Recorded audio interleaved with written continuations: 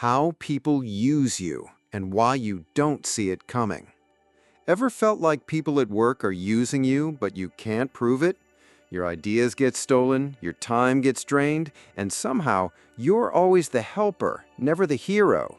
This video will open your eyes to how people use you at work in subtle, smart ways, and how to stop it before it hurts your career. Stay with me till the end. The real strategies come in part 2. And if you've ever been in this situation, like this video, drop a comment, and don't forget to subscribe. Someone you know needs to hear this too. Let's start with something that happens more often than we admit. The friendly coworker who slowly makes you do their job. They ask for small help, a quick favor here, a report check there. You say yes because you want to be supportive, but weeks later, they're known as efficient, and you're buried in tasks. This is what Machiavelli would call using appearance over reality. They appear productive because you're doing part of their work. Here's the fix. Be kind, but be clear. Say, I can help this time, but I have a deadline I need to meet too. Don't let the pattern form. Next, let's talk about the credit thief. You say something smart in a meeting, and minutes later, someone else repeats it, louder. And the boss nods at them. Now they look like the thought leader. This tactic is old. Machiavelli warned that people will build power not by doing, but by appearing to lead. That's why you should follow up ideas in writing, or repeat them confidently yourself. As I mentioned earlier, I believe simple, direct, powerful. Now consider the person who always knows what's going on, but you don't. They're the first to know about team changes, manager moods, or project shifts. It's because they manage the information flow and you don't even notice it. Machiavelli wrote that control of knowledge is control of power. Don't stay in the dark. Build quiet relationships. Talk casually with different teams. Don't rely on one person to give you updates, because information hoarding is a power move. One more common tactic. The overly friendly coworker who always seems to be around when it's fun, but never when the workload hits. They learn what you're good at, what stresses you out, then use that knowledge to quietly outperform you. They don't fight you directly, they study you. This fits perfectly with Machiavelli's lesson that people judge what you seem to be. They don't always see the real work behind the scenes. So stay pleasant, but don't reveal your full strategy. Keep some cards close. If these feel painfully familiar, don't worry. Part 2 will teach you how to protect yourself, reclaim your power, and still stay true to who you are. But first, if you're finding this helpful, like the video, comment your experience below, and share it with someone who might be too nice at work. Part 2.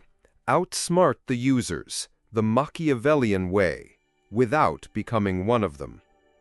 Now that you know the signs, let's get into how to outsmart them, without becoming one of them.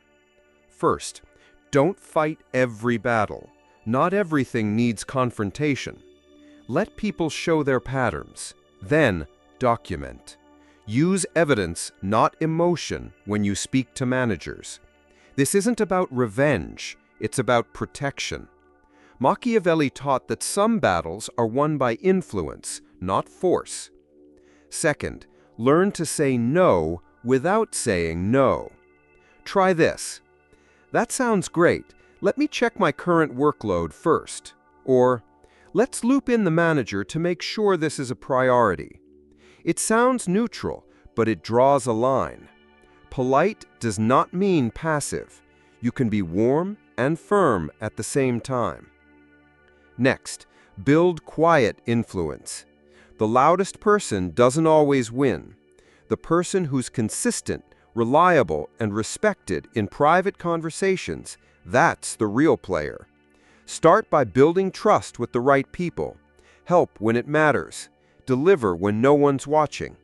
Machiavelli would call this the lion and the fox strategy. Be brave, but smart. Be strong, but strategic. Another powerful move, Control your narrative. If you do something great, document it. Send a short summary email to your boss, not to brag, just to make it visible. Example: finish the report early. The new layout helped us cut editing time by 20%. Let me know if it works for future versions. Simple, confident, professional. You're not bragging, you're owning your contribution. Here's the final point. You can play the game without losing yourself. Machiavellian thinking doesn't mean being fake or cruel. It means being aware of how people move. It means protecting your energy, your time, and your reputation so others don't use it for their gain. You're not too nice. You're just learning the rules now. And once you do, you don't just survive at work, you rise. If you made it this far, you're already ahead of most people. Now help others get there too. Like this video. Drop a comment. No more silent suffering. Subscribe for more workplace psychology and strategy that no one teaches, but everyone needs. Because this isn't just about work. It's about knowing your value and never letting anyone quietly take it again.